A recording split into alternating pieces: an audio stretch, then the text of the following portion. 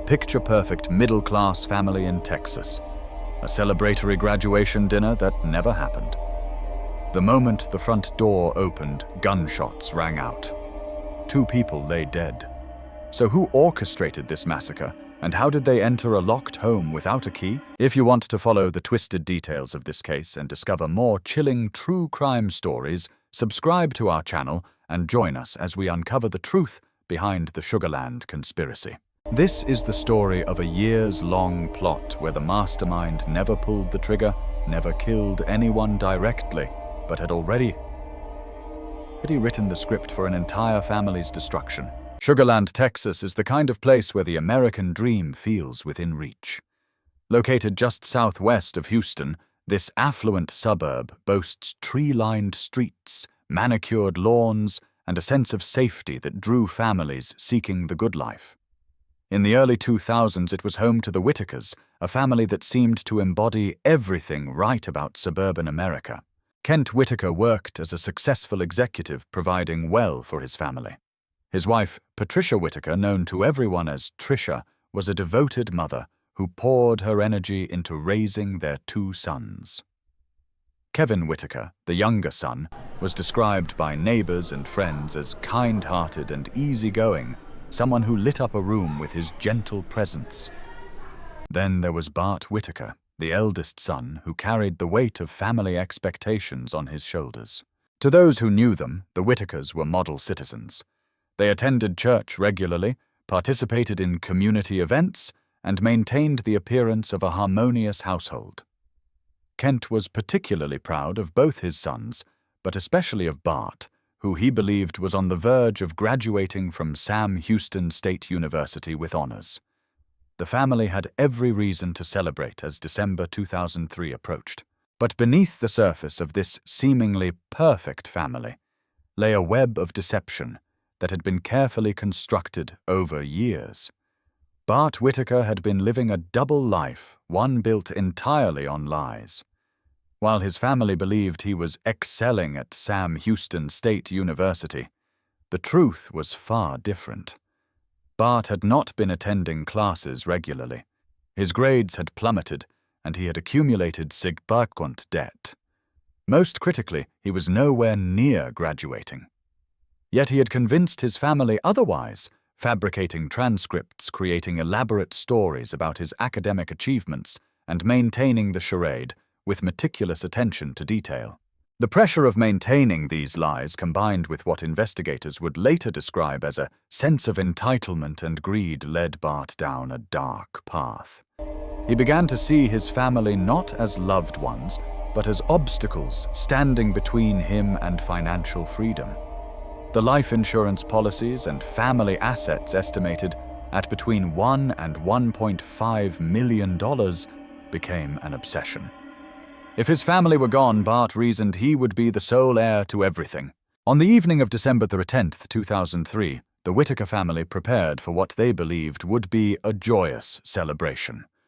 They were going out to dinner to mark Bart's graduation from college, a milestone Kent and Trisha had been eagerly anticipating. The family dressed nicely and headed to a local restaurant, their spirits high, despite Bart's noticeably quiet demeanor throughout the meal. Those who saw them at the restaurant later recalled that Bart seemed tense, perhaps anxious, but his family attributed it to pre-graduation jitters. No one at that table except Bart himself knew the horrifying truth. This was not a celebration dinner.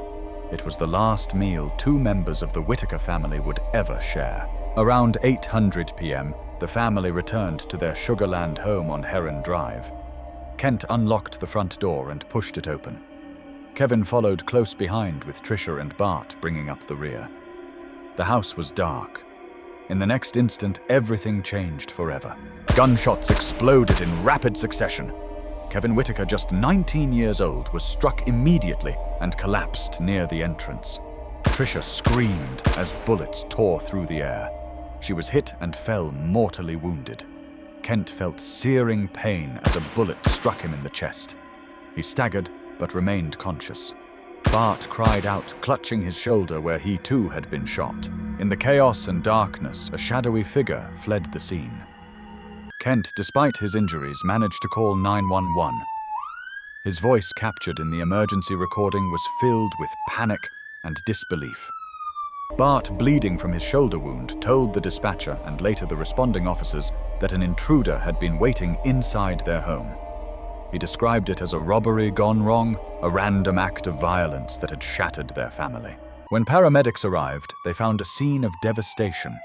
Kevin Whitaker was pronounced dead at the scene. Tricia Whitaker died shortly after arrival at the hospital.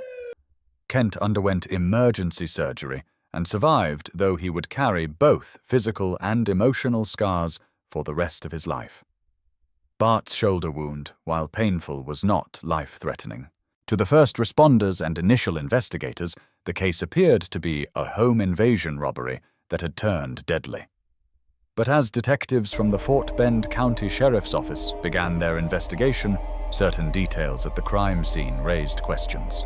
The house showed signs of a staged break-in. Drawers had been opened, but in a peculiar, almost methodical way.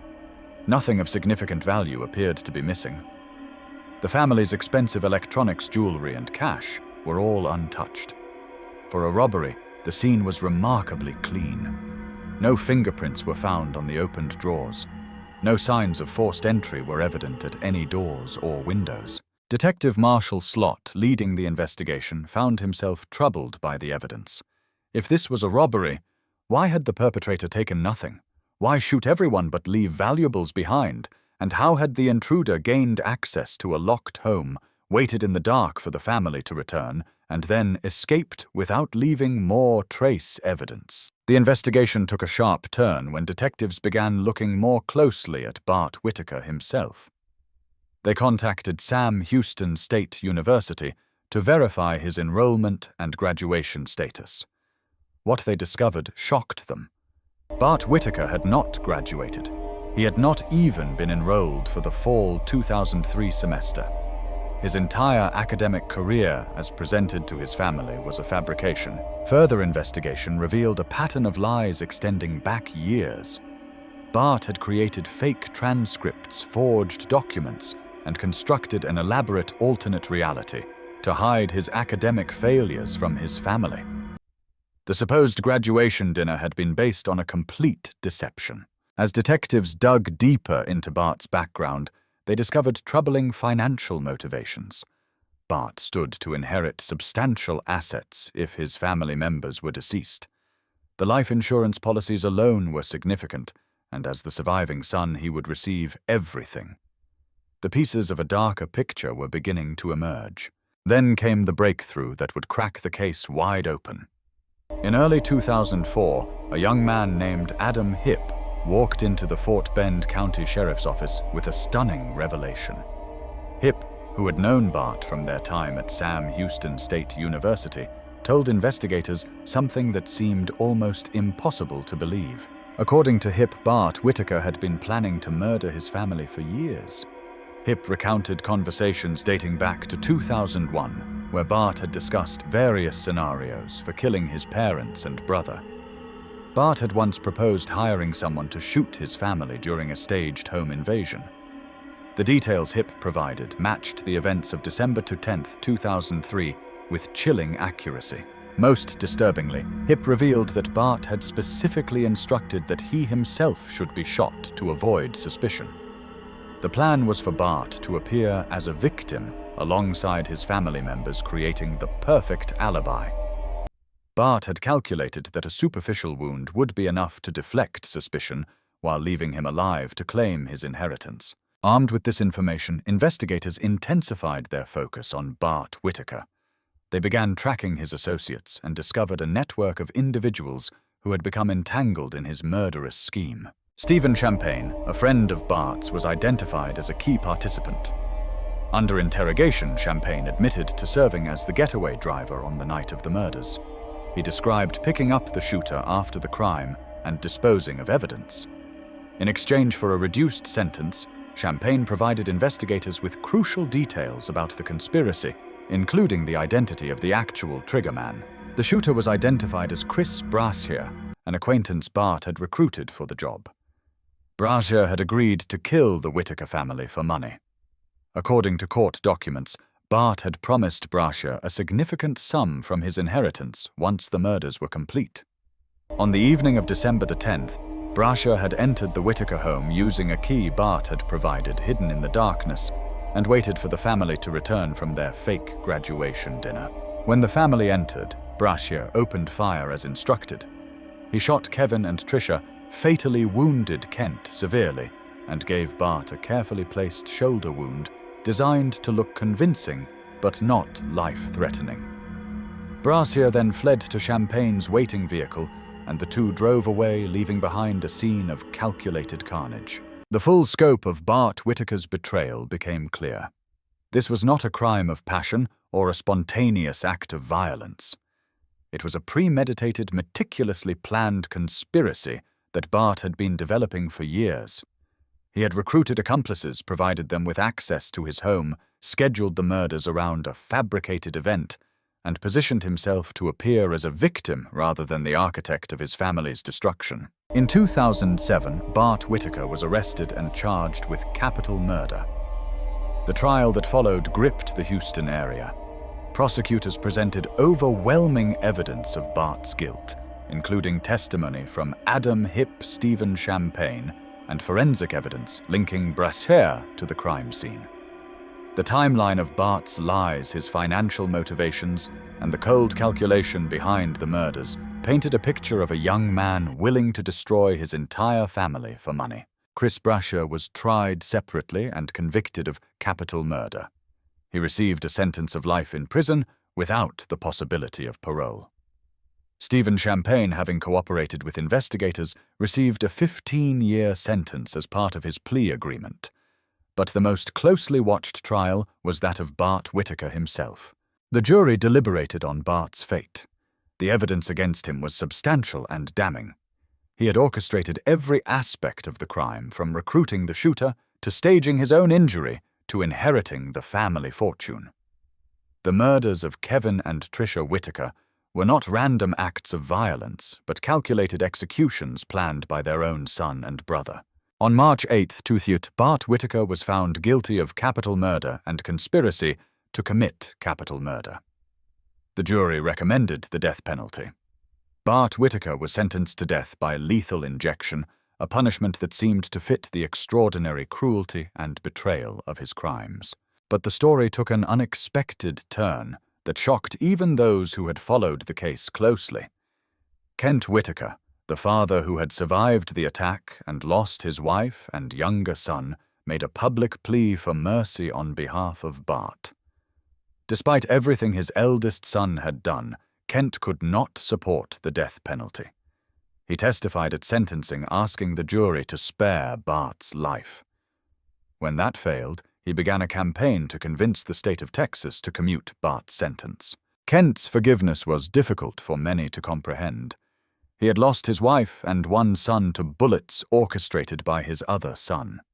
Yet he spoke publicly about his Christian faith, his belief in redemption, and his inability to support the execution of his only surviving child, even knowing what Bart had done.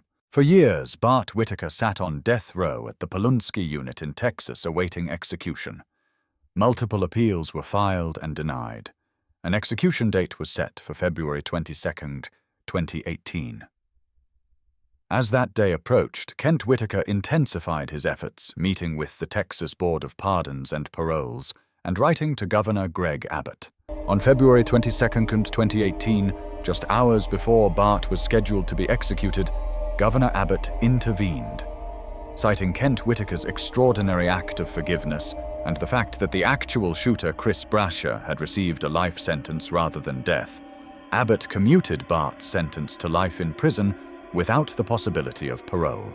Bart Whitaker would live, but he would spend every remaining day of his life behind bars.